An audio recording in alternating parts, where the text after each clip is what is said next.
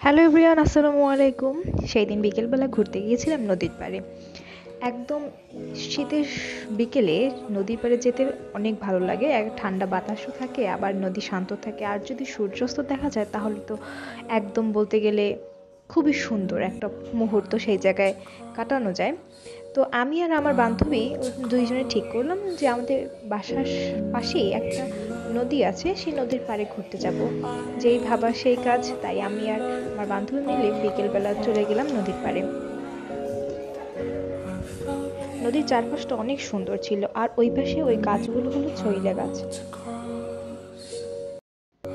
আর এই নদীকে কেন্দ্র করেই সব কাঠ ব্যবসায়ীরা তাদের ব্যবসা এখানেই প্রতিষ্ঠা করে। তার কারণ হলো এই নদী দিয়ে তাদের মালামাল আনা নেওয়া করতে অনেক সুবিধা হয়, যার কারণে তারা সকলে এই জায়গাটাকে বেশি পছন্দ করে তাদের ব্যবসা প্রতিষ্ঠানের জন্য।